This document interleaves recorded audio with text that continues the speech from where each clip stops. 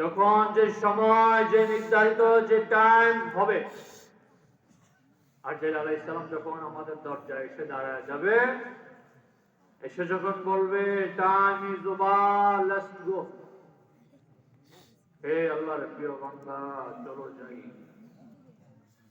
তো ভোরবেলা বলার সুযোগ আছে, রাত্রে সুযোগ আছে, যখন হবে তখনই যেতে হবে।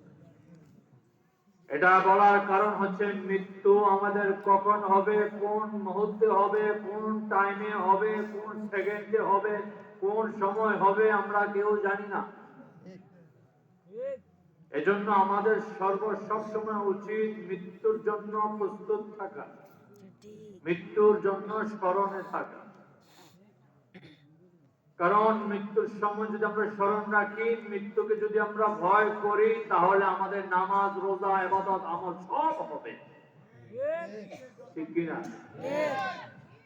আর যদি নামাজের যদি আল্লাহ যদি মৃত্যুর যদি ভয় না থাকে, আল্লাহর ভয় যদি আমাদের মধ্যে ইখলাস না থাকে, হাসরের ভয় যদি আমাদের না থাকে, তাহলে আমরা আমল করতে পারবো।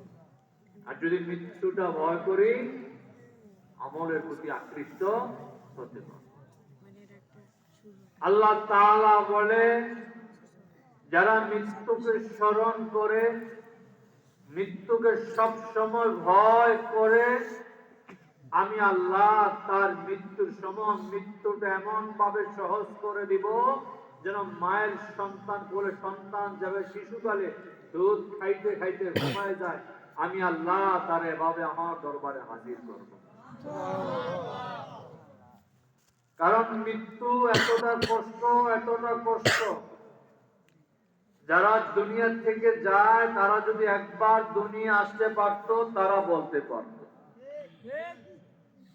এই দুনিয়া থেকে যতজন মানুষ গিয়েছে আদম আলাইহিস সালাম থেকে আজ পর্যন্ত কেউ এসেছে?